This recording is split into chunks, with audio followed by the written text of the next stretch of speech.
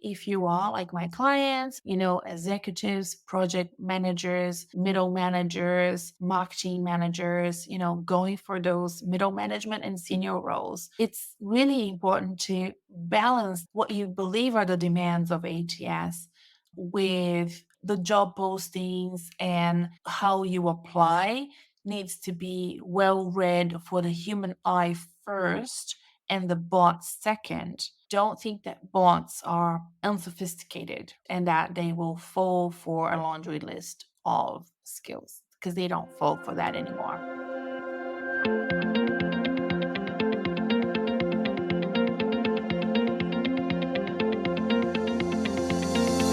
Hi, I'm Renata Bernardi, and this is the Job Hunting Podcast, where I interview experts and professionals and discuss issues that are important for job hunters and those who are working to advance their careers. So make sure that you subscribe and follow, and let's dive right in. Hello, everyone, and welcome to another episode of the Job Hunting Podcast. I'm recording this episode from Brazil because it's an urgent episode after I delivered a webinar called Revolutionize Your Executive Job Search with AI, the Power of ChatTBT. We received during that webinar so many great questions, and it was only an hour long, so we didn't have time to answer all of the questions. So thank you so much for the Watermark Search International team for not only trusting me with this important topic, helping me facilitate this webinar, especially Donna Burr, and for providing me with the questions that were sort of floating through the chat box all the way through the webinar. I love when webinars are busy in the chat box. I really like it. I like when people get excited and comment and ask questions, but because it was only an hour long and I could literally talk underwater about this subject, I'm so passionate about it, we didn't want to go over time. So here we are answering questions. If you haven't seen the webinar, that's fine because it's available to you on YouTube. You can go to my YouTube channel, or you can go to Watermark Search International's YouTube channel, and you will be able to find it. I'll have a link to it below in case you get busy and you don't know where it is or you forget about it. It's in the episode show notes below. If you're subscribed to my newsletter, you will already have received a link to the webinar, but I will send it again when this episode is released. So this episode broke all the records with Watermark. They do webinars like this every now and then. This is the fourth time, I think, they invite me to run a webinar for their job candidates. Watermark is a headhunting organization, part of a bigger recruitment group here in Australia. They are very international. They search for C-level executives that want full-time jobs, permanent positions, and also interim work, which we have spoken about in a few episodes of this podcast. And the webinars are very well attended. They have always been. I've always really enjoyed participating. I really do end up with quite a few clients afterwards, I have to admit. It's great for my business and great for this podcast. And I think we reached about 400 registrations and about 188 attendees on the day. And I also have already received feedback from people that were not able to attend on the day, but they listened to it later, which is a plus. I always think nobody will listen to it later, but that's not the case. They do. And I think that when we work, like in my business of working with executives and professionals, corporate professionals that are looking for work, they are really tuned in and they want to learn everything they can to do well in the recruitment process. So I think this webinar was very popular for that reason.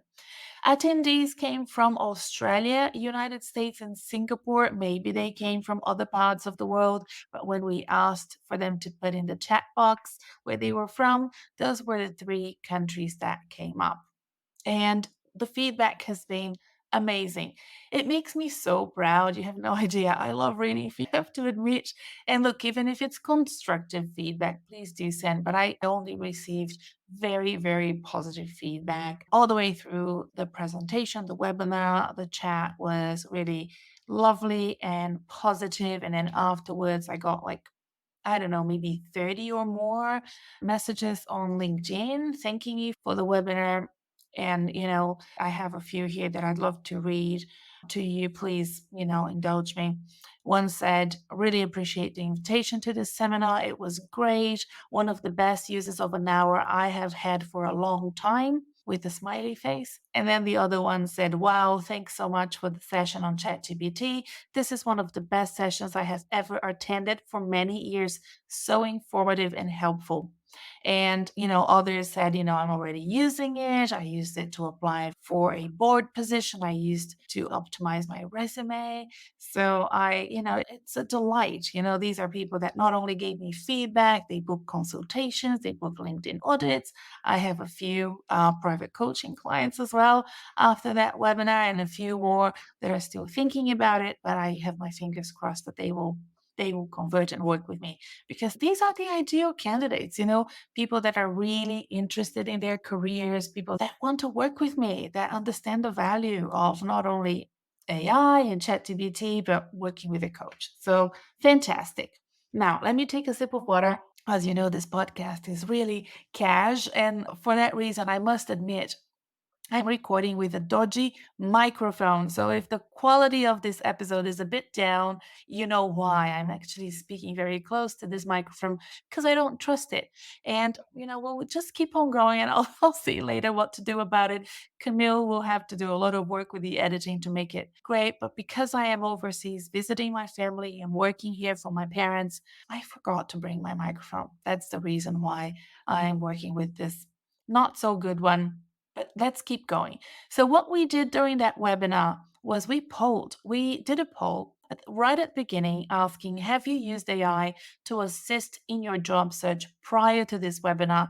And most people said no. So over 60% said no, they were aware, but they didn't, or it's a completely new concept.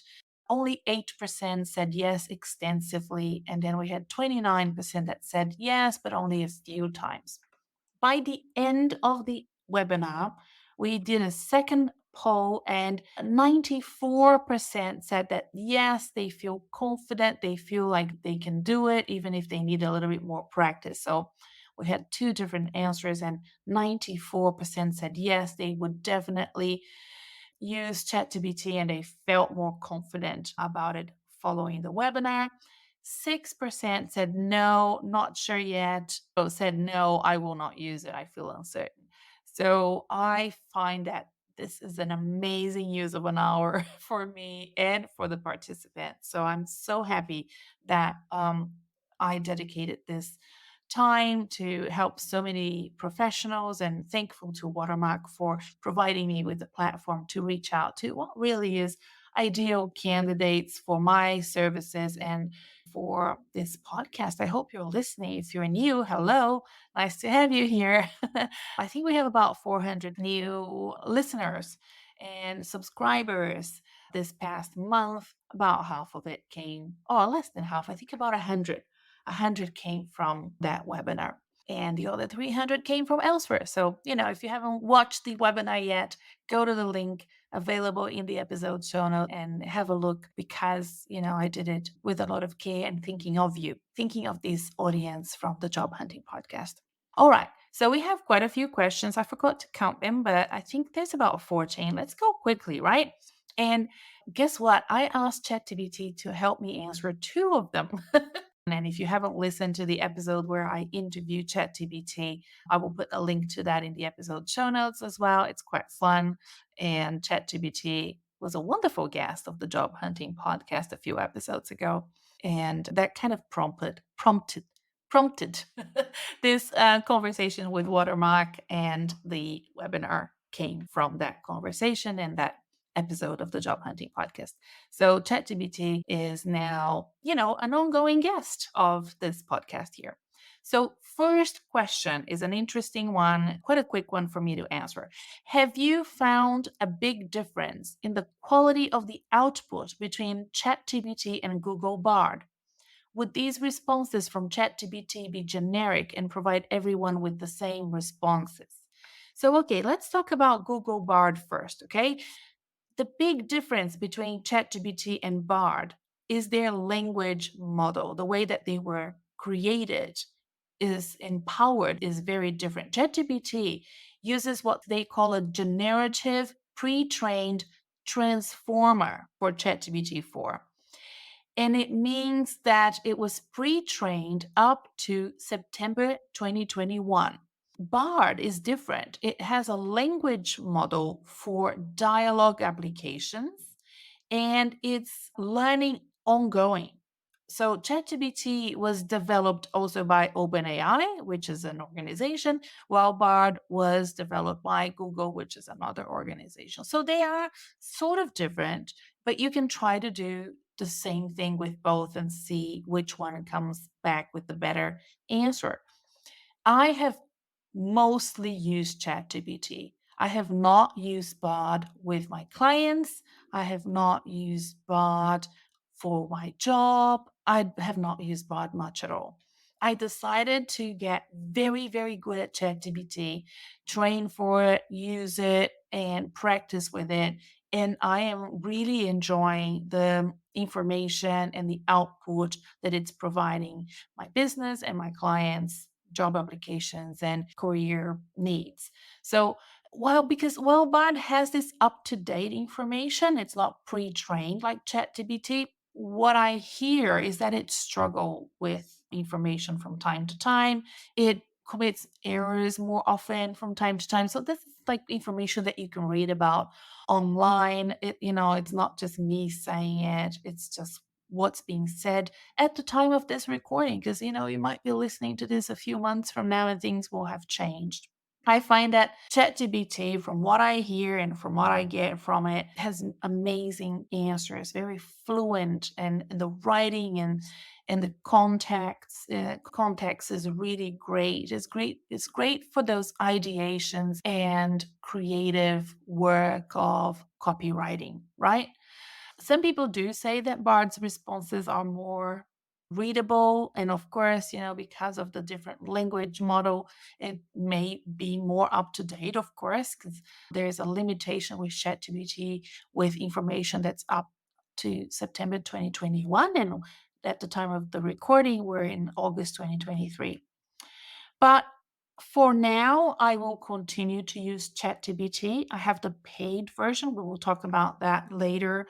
And I strongly recommend my clients to use it. And together we work, with ChatGPT to enhance their job applications and support their career development and progression.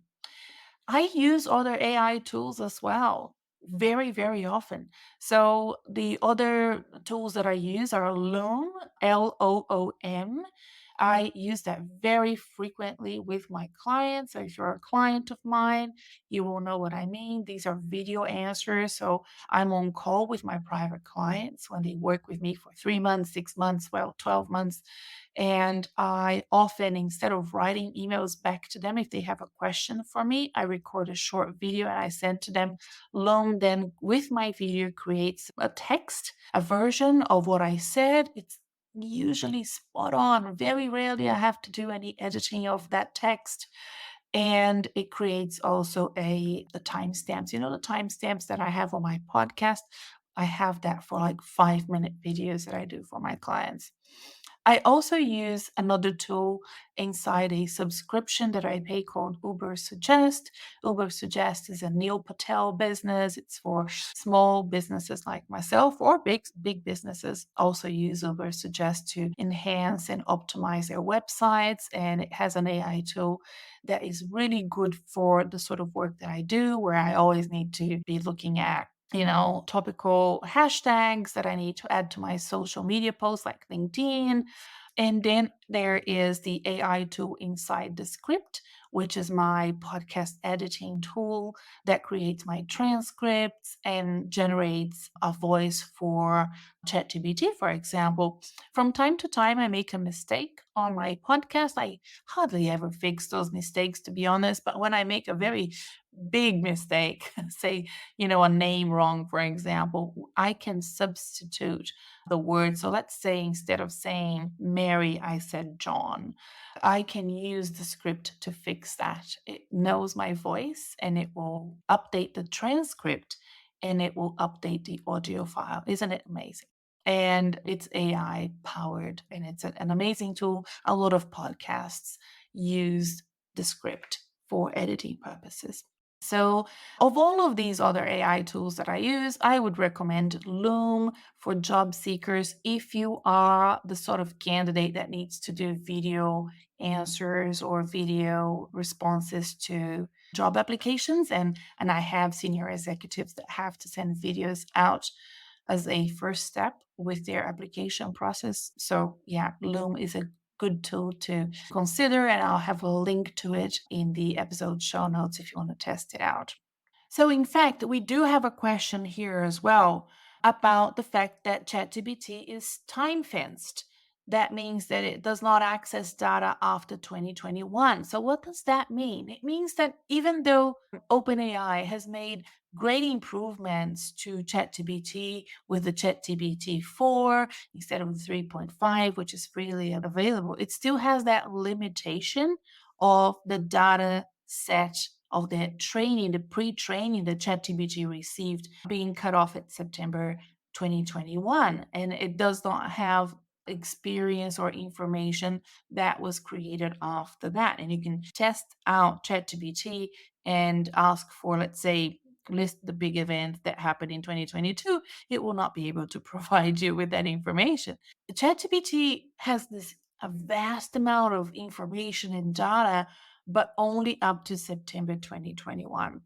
I still think that for the creation of copy, for the creation of creative content, ideation, and the sort of work that I do with my clients, it's still incredibly useful and I believe better than Bard in that sense.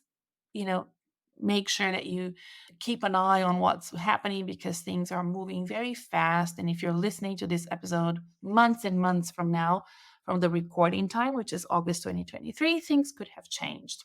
And if you're looking for recent news, real time data, ChatGPT won't be much use. And then you can Google it, right? Other AI that you can try, like Claude or Bard, may have better information and they have been trained with more recent information, but still, you won't be able to access data that is less than a few months old. Keep that in mind because ChatGPT and other AI tools right now do not replace you Googling things. Okay, it's used for a different purpose. ChatGPT may be a hub of knowledge, right? But it's not a search engine. That's the thing. That's what I wanted to say. So you still need to use Google for to search recent data. And so, for example, if you're applying for a job at an organization, let's say you're applying for a job at Google, you want to go to Google and check out the news. If it's a finance role, you will get information about, recent stock market results or financial results. Or if you're HR, you want to know, have they been restructuring or hiring or, what's happening in terms of their flexibility with hybrid work. You need to check that out on Google. ChatGPT is not for that. Now, what else do we need to answer? Okay, here we go. If everyone uses ChatGPT, then how do we differentiate ourselves? How will the ATS system, that's the applicant tracking system that companies use to select candidates when they're recruiting, how will they use ChatGPT? How will they select candidates if there's a level playing field now? Would these responses from ChatGPT be generic and provide everyone with the same responses? So you can see that this is an amalgamation of questions from the chat box, and they're all following a similar line of thought, right? There was also another line of thought that is aligned with that about plagiarism. So thinking about how organizations, have sophisticated software to detect plagiarism and like type phrases. And if ChatGPT is used to generate a response, how will that be overcome by candidates? So I want ChatGPT to help us answer that. But this is what I think people misunderstand about ChatGPT. It will not be generic if you do the exercise that we did in the webinar, which is an amalgamation of you requesting it to provide you with a cover letter for a specific job description that you feed into the prompt. And you can regenerate that over and over again, but without your actual information also being fed into the prompt, it will only be able to provide you with similar results, right? Because it has the position description and different people, you and other people may feed ChatGPT that same position description. And because ChatGPT has been trained on specific data and in producing specific patterns of writing, it may generate similar results. The difference lies in how you use it. And that's why that webinar is so good, because it's a wave of information that you provide between your skills and experience and the job ad that makes the output from ChatGPT so good. And then it's really your proofreading at the tail end. So it's a mix of sophisticated prompting and your proofreading at the tail end that will make your application really stand out. But now I would like us to listen to the answer that was provided by ChatGPT. So let's listen to it now. Using a model like ChatGPT to help draft a CV or cover letter poses an interesting conundrum.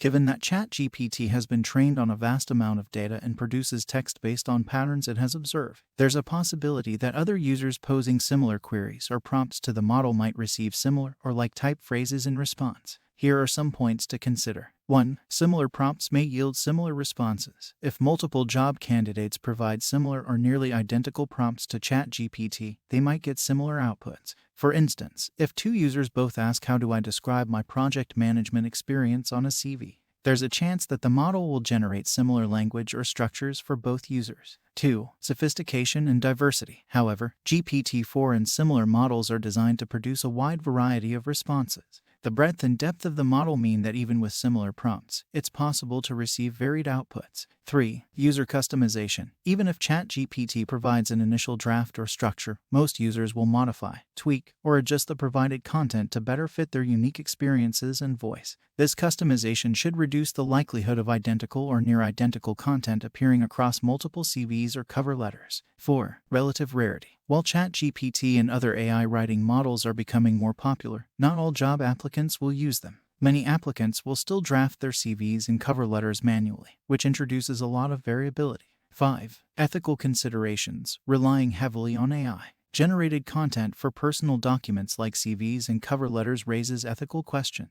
Is it a genuine representation of the applicant's abilities to communicate? Do employers value authenticity? These are questions that applicants should ponder. In conclusion, while there is a possibility of overlap in content generated by AI models like ChatGPT, the combination of the model's variability, user customization, and the inherent diversity of human experience should ensure a good degree of uniqueness across individual documents. However, it's always wise to be aware of the tools available and to approach the hiring process holistically. Wasn't that amazing? I thought it was a great answer by ChatGPT. Thank you so much, ChatGPT, for that awesome answer. And I think partly the question is still left unanswered, because what are we going to do when eventually people do catch up with ChatGPT? Right now, as you can see from the results from the first poll, only 8% of people were using ChatGPT. And it will be a while before a lot of job candidates are using ChatGPT to help with their job applications. So if you are an employer and you're listening, or if you are an HR person or a hiring manager and you're concerned about it, you will have listened in the webinar that I'm already forecasting some trends that I think will happen, because I think what will happen is we will bottleneck at the tail end instead of the beginning of the recruitment process. right? So there will be more in depth interviews, more assessment methods being used. I'm already noticing all of that happening. The very extensive, sophisticated interviewing, more assessments than ever in 2023 being used, and more thorough checking of references. So, all of these are towards the tail end of the process. And, we will have to it's what the webinar said. It will revolutionize recruitment. More can happen, but I think in the short term, you can definitely expect those three things to happen. So be ready for it. Okay, another question. I think it's our third. I'm losing track. Is there security around the data used in this process on ChatGPT? Is there any security around the process? So it's very similar question. What does ChatGPT do with your information submitted? So, yes, the privacy aspect is something that worries a lot of people. And here's my answer. First of all, if you are on LinkedIn and you have all of your, career and professional experience there, if you're using Facebook or Instagram or any other social media, if you Google your name and things show up, that's basically us being in the world that is both digital and analog, and we are already part of that interweb of things. There's very little that we can do about that now. So, the information that you're putting on ChatGPT is most likely already on LinkedIn. One thing that you can do is remove your name or, of course, your address and any other sort of information about you. But the thing about using OpenAI as well for me has been the privacy and ethics and how confident I feel with ChatGPT in particular when I'm using it. I am most often, like 99% of the time, I do not add names or emails or mobile numbers or anything like that, but I am adding where people worked because I want that information to be fed to ChatGPT so it generates the best possible cover letters information for my clients. We do a lot of research, we do a lot of learning using ChatGPT to prepare for the whole process of recruitment, not just the application and not just the interviewing.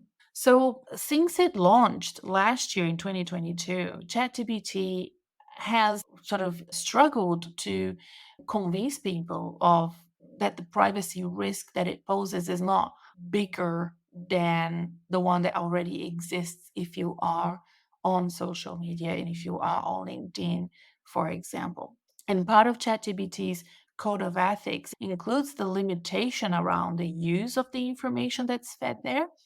So you can ask ChatGPT to give you its code of ethics and it will provide it to you.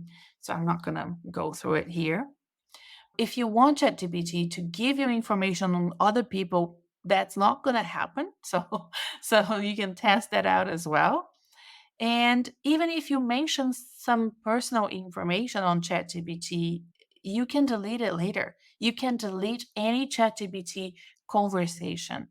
I keep them there archived because I can go back. I have different conversations for different clients, for example. We work on it together. But if I wanted to, I could delete it. And you can delete it too if it makes you feel more comfortable. All right. Now let's talk about cover letters. How important actually are cover letters in online job applications? I hear from polling a number of recruiters that very few of them actually look at cover letters until they have shortlisted the resumes. I mean, your question already answers. Answers it for you, doesn't it? So you still have to have them. If they need to look at them later, you still have to have them. So while some jobs may not require cover letters, I think if you're listening to this podcast and this episode, chances are the jobs that you want will need a cover letter. I usually cater for clients that are middle managers, project managers, experts in their field, senior exec. And for those jobs, a cover letter is vital. They do play a very important role in the job application process. And if in doubt, it's always safer to have a cover letter than not have one. The importance of cover letter in online job applications is a bit confusing because sometimes there is no place to attach them. So you have to follow the guidelines of the online application that you are going through.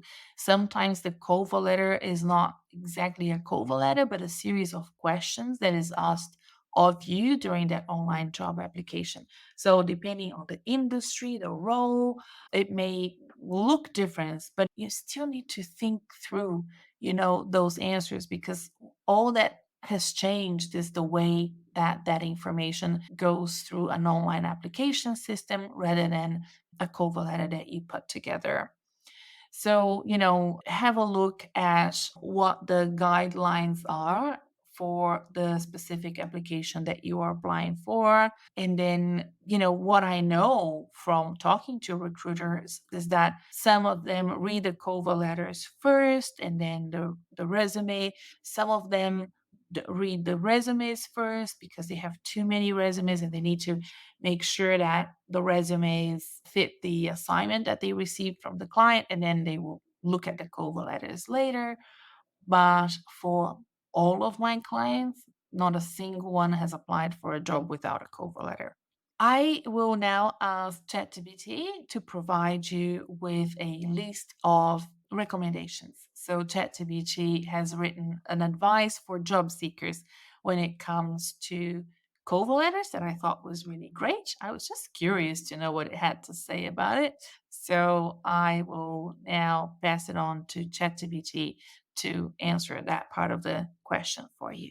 Advice for job seekers. 1. Follow instructions. If a job posting explicitly asks for a cover letter, provide one. Not including it could be seen as a failure to follow instructions or a lack of attention to detail. 2. Tailor your content. Generic or one-size-fits-all cover letters are often easy to spot and might not help your application. Tailoring your cover letter to the specific role and company can make it stand out. 3. Keep it concise. Given that some hiring professionals skim, it's a good idea to keep cover letters concise and to the point, highlighting key experiences and motivations. 4. Use it strategically. If there's something crucial about your experience or background that isn't immediately evident from your resume, the cover letter can be a useful place to explain it. All right, another question. If you have a finely tuned resume that is 3 pages long, how would ChatGPT use that to construct a cover letter with heaps of requirements? That's not really how it works. Okay.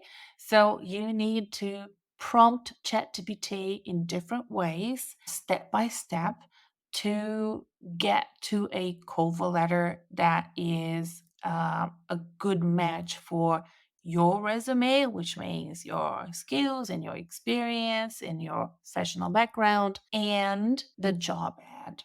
And I think the best way for me to showcase that to you is for you to watch that webinar and download the guide that I created for that webinar. It's called a ChatTBT guide for your job search, and it provides you with 7 different prompts that you can use, divided in 4 different categories, one of which is, job applications. And it may help you understand how you could reach a point where you get a very good draft from ChatGPT for you to then work on, proofread, update, and give it your authentic voice. Another question. ChatGPT 3.5 is free, while the other version, 4.0, needs payment, a subscription. Is it this worth the investment from a job search perspective? What is the difference you find between the free and the paid version? I use the free version on the webinar. Okay. I use the paid version for my clients. Paid versus free is everything. It's not just about ChatGPT, right? It's about the LinkedIn premium version versus the LinkedIn free version, my paid services versus this podcast. Of course, I'm going to protect my IP and share things with my clients that sign up to work with me. I want them to have that competitive advantage.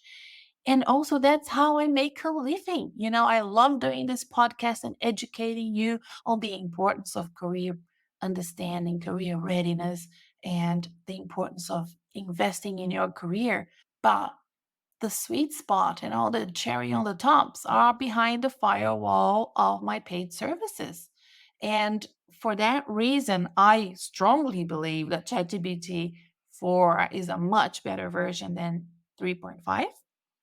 So I think that there's stuff that you can do with ChatGPT 4 that you cannot do in 3.5.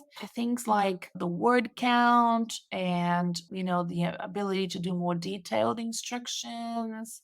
It's really a more sophisticated tool. So yes, I do believe that the paid version, which I think I pay $20 a month for it, is a much better version than the free version. As with anything else that's free versus paid, but we need to remember that these models aren't perfect. The fact that you have ChatGPT 4 doesn't mean that it's always going to be perfection. You still need to proofread your work and make sure that you merge, like I said in the webinar, you know, artificial intelligence and all the technology that you can access these days to level up your game with real life, with networking, with calling people, with working with a coach. That's what will make your application stand out. Another question: can you use ChatGPT to highlight where you may not match a job brief? I loved that question. And of course, you can do it. It's a great idea. Prompt ChatGPT to review a job description, review your resume, and highlight the areas where you don't meet the brief. That could really be interesting. I haven't done it. I usually, I have a keen eye. The thing about ChatGPT is that, if you're not used to doing these things, it might help you. For me, I can pretty much figure out straight away why the person didn't go through an interview, why the job brief wasn't a good match for that person, or it was a great match, but the resume and the cover letter didn't do that person justice. And that's usually what happens more often because I feel like most of my clients, like 99% of my clients, have great intuition about the jobs that are good for them. They just can't sell themselves. So that's usually more common. All right, another question. Given most resumes are already written to be relatively concise, would it be better to start with a very descriptive long resume to provide more information to summarize specific to me?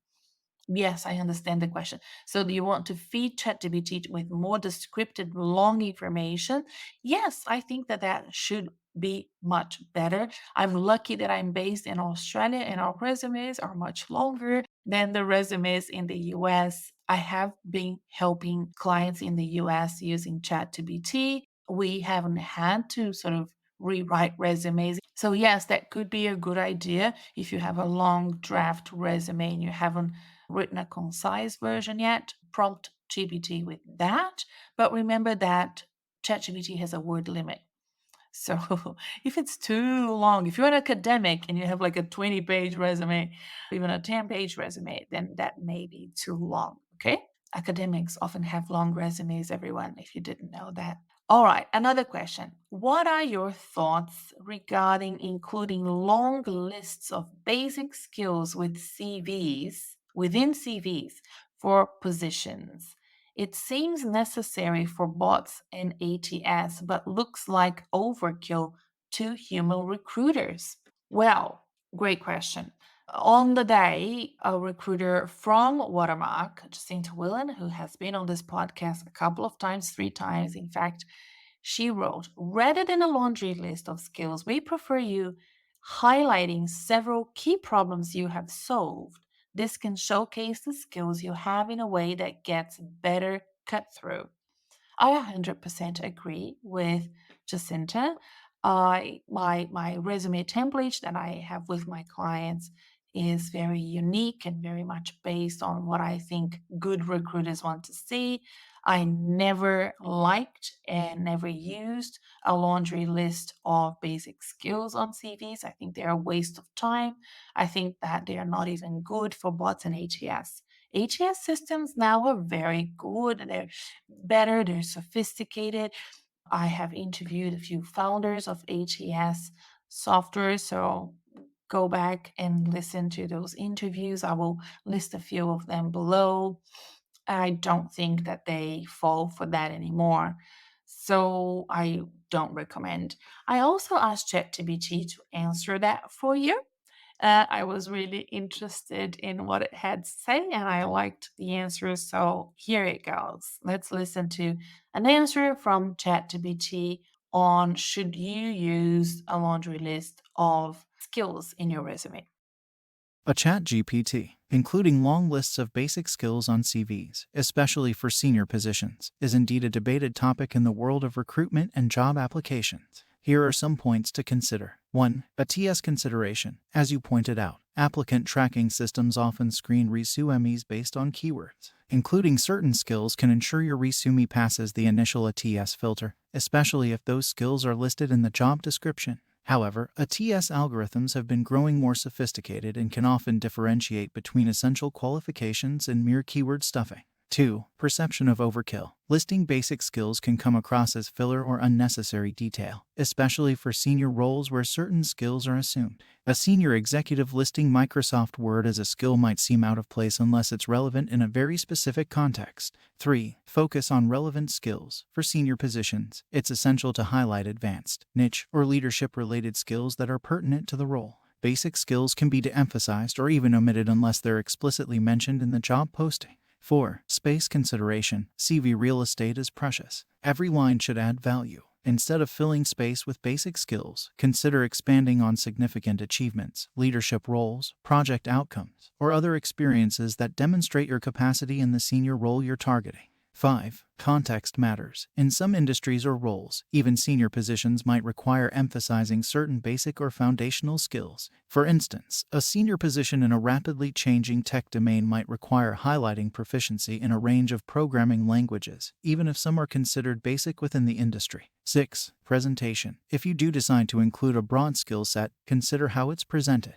Grouping skills under relevant headings, using a clean format, and placing them strategically can make it more palatable for human readers. 7. Alternative approach. Some candidates use a hybrid approach. They might have two versions of their CV, a more detailed version optimized for a TS and a concise, human-centric version that they provide during interviews or networking events. 8. Tailored applications. One of the best practices is to tailor your CV for each application. If a job posting specifically lists certain skills as requirements, it makes sense to include them in your CV for that application.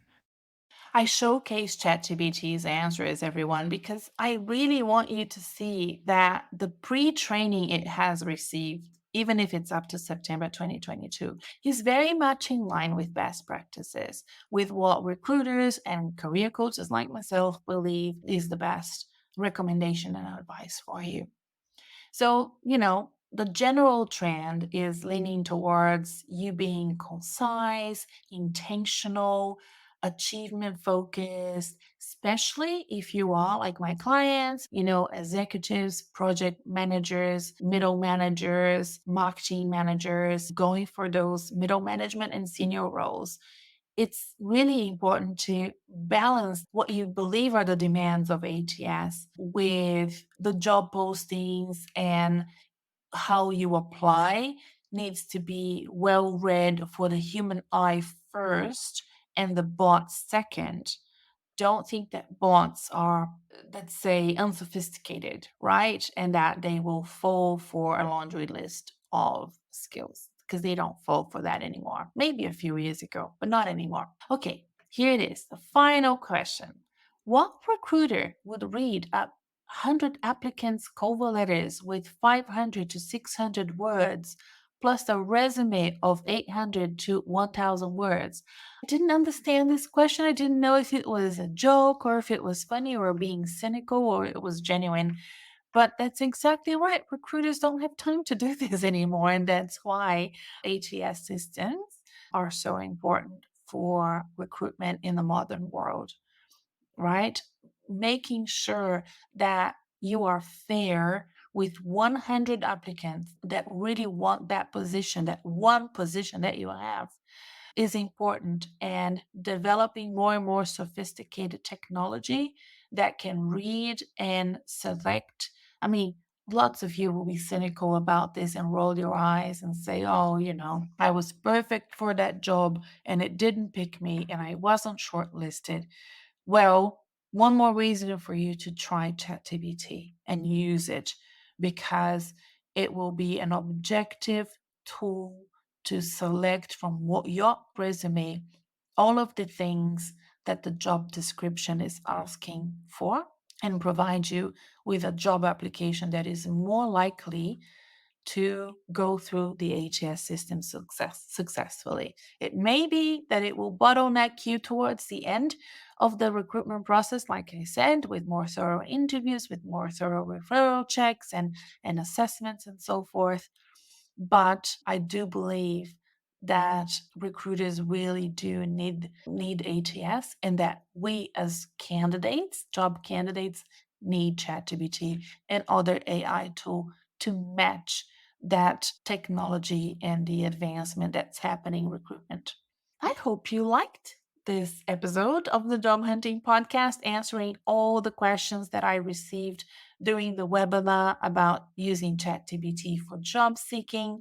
Remember that I have people all over the world, and for that reason, a good tip that came up on the chat box during the webinar it was kind of something I said that may have prompted somebody to say this as well, and I thought was great, is you have to check the spelling of the English that comes out of ChatGPT, because it's an American spelling. So if you're in the UK or in Australia or in New Zealand or in other countries that use, British English or Australian English, you have to check that. And good luck. Use ChatGPT. Remember to check my services, and if I can help you in your career with a consultation or as a private client, or if you want to be part of my group coaching program, join the waitlist. Maybe by the time you're listening to this, we may have open registrations for the group coaching program. I run it twice a year. And there's a whole bunch of services and programs on my website that you can look up and sign up. Invest in your career. It pays off, I promise you. Bye for now. See you next time. It was great having you. Bye.